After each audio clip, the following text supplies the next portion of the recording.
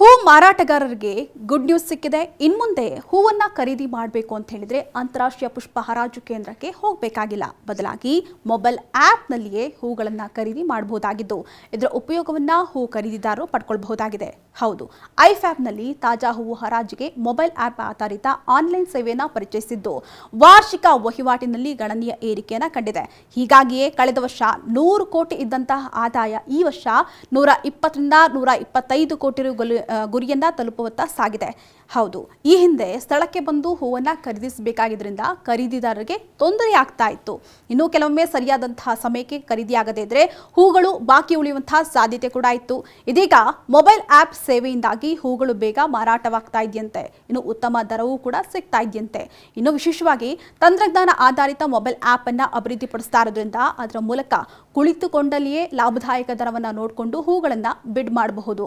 ಇನ್ನು ಮೇ ತಿಂಗಳಿನಿಂದ ಪ್ರಾಯೋಗಿಕವಾಗಿ ಈ ಸೇವೆ ಆರಂಭಿಸಲಾಗಿದ್ದು ಈಗಾಗಲೇ 40% ಅಷ್ಟು ಖರೀದಿದಾರರು ಆನ್ಲೈನ್ನಲ್ಲಿಯೇ ಖರೀದಿಯನ್ನ ಮಾಡ್ತಿದ್ದಾರಂತೆ. ಇನ್ನು ಖರೀದಿಯ ನಂತರ ಆನ್ಲೈನ್ನಲ್ಲಿಯೇ ಹಣ ಪಾವತಿಸಿ ಹೂಗಳನ್ನ ತರಿಸಿಕೊಳ್ಳಬಹುದಾಗಿದೆಯಂತೆ. ಇನ್ನು ಈ ಆನ್ಲೈನ್ನಲ್ಲಿ ಗುಣಮಟ್ಟದ ಹೂಗಳನ್ನ ಪ್ರಮಾಣೀಕರಿಸಿಯೇ ಮಾರಾಟ ಮಾಡ್ತಾ ಇರೋದ್ರಿಂದ ಗುಣಮಟ್ಟದಲ್ಲಿ ರಾಜಿ ಇಲ್ವಂತೆ. ಇನ್ನು ಇದಕ್ಕಾಗಿಯೇ ತಜ್ಞರ ತಂಡವೂ ಕೂಡ ಇದೆಯಂತೆ. ಹೀಗಾಗಿ ನಿರಂತರವಾಗಿ ಹೂಗಳನ್ನ ಖರೀದಿಸಬಹುದಾಗಿದೆ. ಸದ್ಯ ಐಫ್ಯಾಬ್ನಲ್ಲಿ ಗುಲಾಬಿ, ಕ್ರಿಸಾಂತಮಮ್ ಹಾಗೆ ಜಿಪ್ಸೋಫಿಲಾ, ಲಿಮೋನಿಯಂ ಹಾಗೆ ಆರ್ಕಿಡ್ ಜೊತೆಗೆ ಸೂರ್ಯಕಾಂತಿ ಮತ್ತಿತರ ಹೂಗಳು ಹರಾಜಿನಲ್ಲಿ ದೊರೆಯಲಿದ್ದು ಸಾಮಾನ್ಯ ದಿನಗಳಲ್ಲಿ ಪ್ರತಿದಿನ 5ರಿಂದ 6 ಲಕ್ಷ ಹೂಗಳು ಮಾರಾಟವಾಗ್ತಿವೆ.